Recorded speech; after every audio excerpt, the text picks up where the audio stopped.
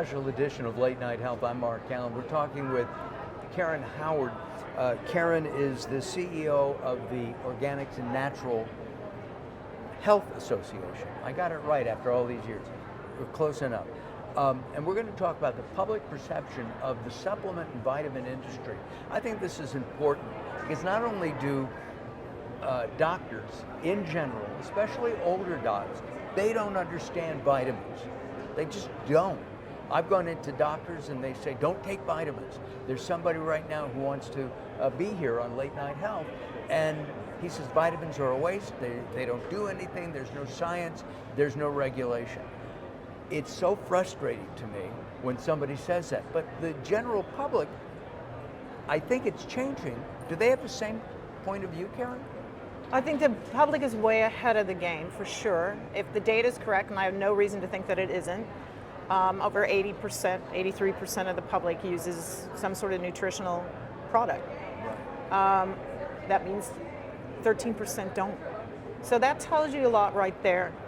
I will say, the consumer reporter for the Today Show just recently, in the last week, said out loud, no one needs to take a dietary supplement or a vitamin if they eat a good diet. It's just not necessary. So why the consumer reporter is speaking healthcare issues is my first question.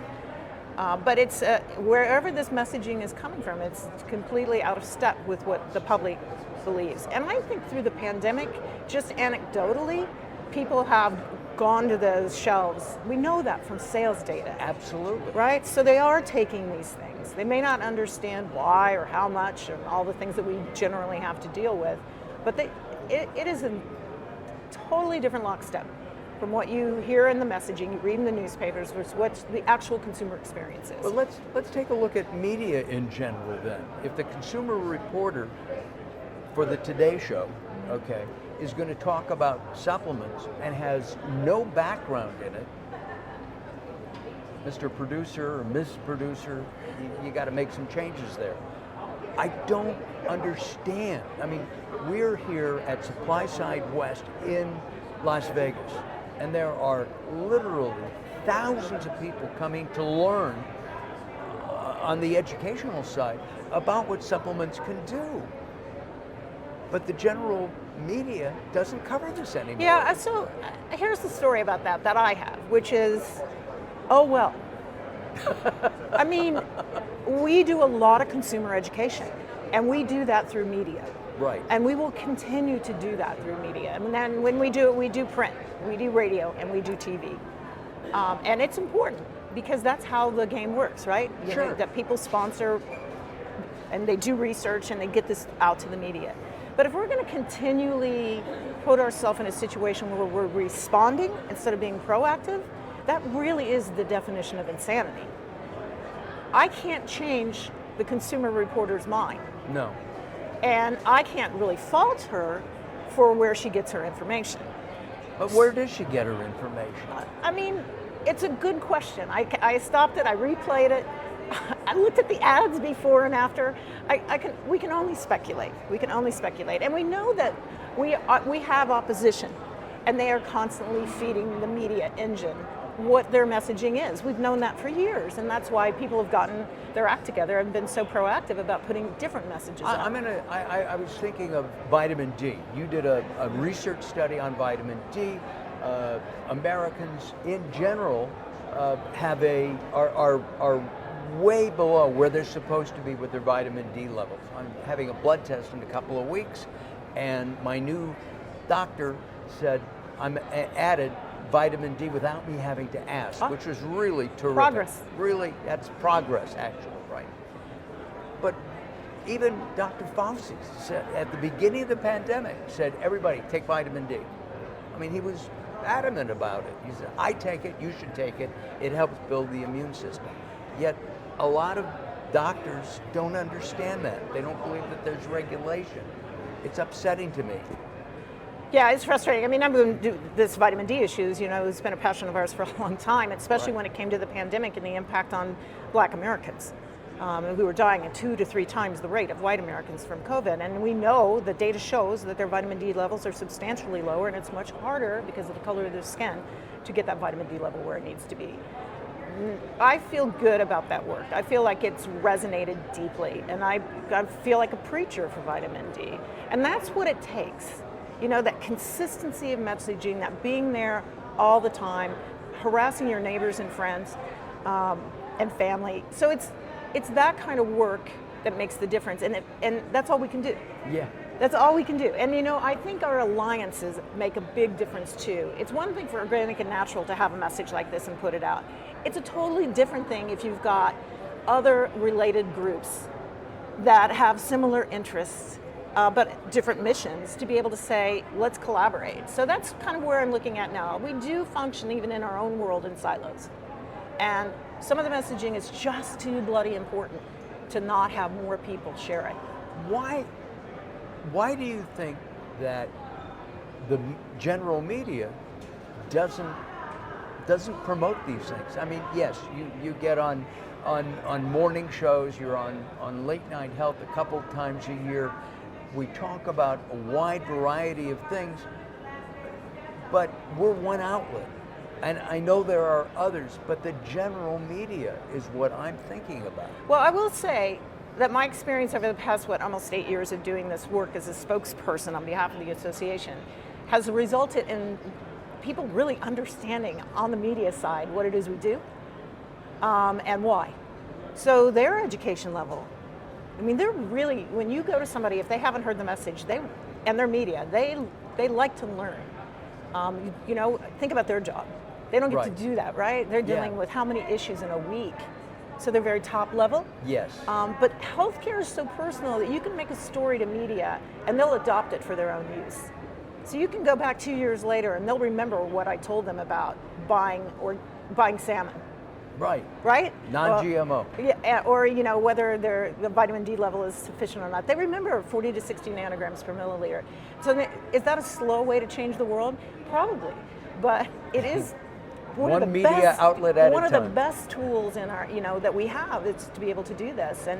And by aligning ourselves with large bodies of people and other companies and other trade associations, we can continue to build that support and be proactive instead of constantly being reactive.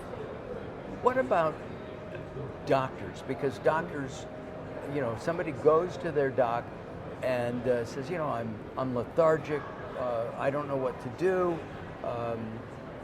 And the doctor says, exercise, and doesn't use the word supplement at all. Many doctors, especially older ones, have 48 hours max of nutrition education, and yet there are legislators in California, where I'm based, that want to make vitamins, at least certain ones, by prescription only, which is that's a different stupid. issue. I mean, that's really plays into the fact that much of our industry has been acquired by the pharmaceutical industry. So from a cultural perspective, we have brain drained ourselves in a way. We celebrated wildly when pharma came in and validated our mission and our work by purchasing some really good brands. And over time, that has an impact because it's competing agendas, right? They understand the value of the dietary supplement world, or they wouldn't have bought it, and pharma influences is what it is. So I think there are a couple of venues that we haven't really explored that we should take advantage of, and one are the practitioner lines.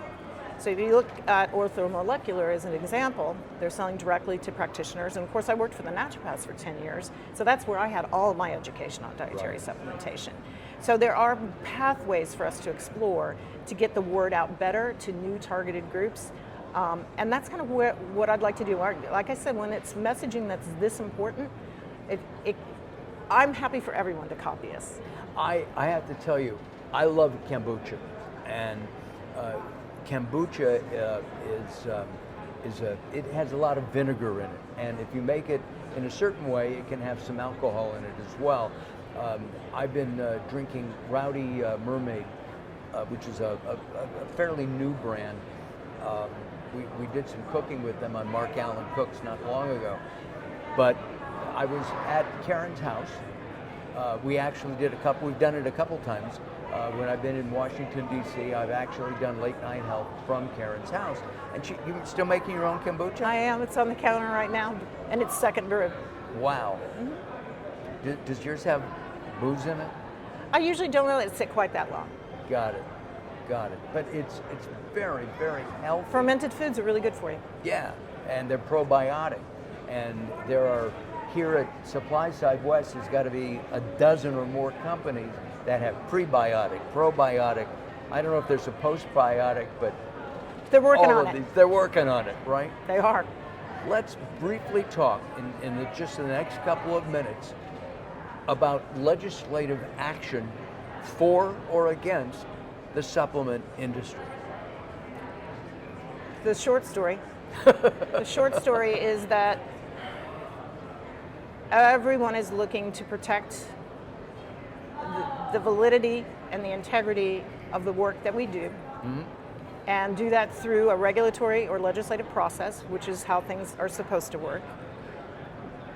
There is no general agreement on what that is, what it looks like, and there is no consensus on how to get anything done on Capitol Hill at the moment. So we are in pretty grave risk of having unexpected consequences happen just by our own dysfunction. What kind of consequences? To take supplements off the market nationwide? I don't think it's anything that severe. I do think that retailers are at risk for some new regulatory requirements that would damage their ability to put their own branded products on shelves. So I think there are some underlying issues that haven't been addressed if this one proposal were to go through, and it's a 50-50 at the moment. So I'm going to make some statements. You don't have to agree with them. I know you probably will. I think the FDA needs to be abolished? Well, not abolished. No, not but abolished. we need that protection. We do. Yes, we absolutely. as Americans need the protection of something like the FDA. However, they don't know what the hell they're doing. They'll allow a drug to go on the market, and 3 years later, after killing people, they want to pull it. Yet nobody has died, to my knowledge, by taking supplements. Okay, some of the supplements you can get sick from if you take too much, or... There are things that you need to be cautious about, right? for sure. Yeah, exactly, and that's well and good. But do you think that we need to, start from scratch? I think the issue is who runs the FDA, and the fact that person doesn't stay there is not a lifetime appointment, right? So that person always comes from a medical background, and that decision is made by the United States Senate. So that's why we pay attention to races, because if you're gonna have change, institutional change, you got to start with who leads it, and you got to work your way backwards. It's a big project. It is a big project. Do you think it'll happen? In my lifetime? No. Which means not in my lifetime, but for our kids, our grandkids. You know, people are going to do what people want to do, and this genie's out of that bottle. They're going to take supplements, and they're going to realize that it keeps them healthy, and they've watched it happen. Supplements are tricky. They're not medications where you take it and you feel better in 36 hours. Supplements is a long-term goal, and not all of it is measurable. Right. Much of it is, and the more we can get measurable results, and the more data that we can come up with, we'll continue to do this battle and we'll continue to win. But it's going to be driven by the people, not the government. You know, one of the things that cracks me up are people who say, well, I don't think supplements work. And then but do you take any? Oh yeah, I wouldn't be without my multi or my probiotic or whatever it is. It just cracks me up. Yeah, you that's know? true. And if you're having a baby, prenatal vitamins have been around for at least 40 years. Listen, when you have a baby, the first thing they give the baby is vitamin D in a liquid form. And then mysteriously, your baby doesn't need vitamin D anymore. Go figure. Yeah, and with vitamin D, you go to a dermatologist, right? And they say, do not go into the sun. Humans, if you're in the sun, you make your own vitamin D. Correct. But if you slather on that, the sunblock, you don't make it anymore. So you need to supplement. We need vitamin D. It's very important. Karen, I know you're in a hurry. You've got a lot of things to do. Always a pleasure to chat with you. It is delightful to be with you again. Thank you. We'll do it again soon. Yes. All right. We're going to talk about kombucha and cooking. You cook. I do. All right. Will you come on my cooking show? Yes. All right. Yes. Yes. That will be so fun. We're gonna, Mark Alyn cooks live on Facebook on Wednesday. So I'd appreciate that. Okay, But we'll we can do do that. All right. I'm Mark Alyn. This is Late Night Health.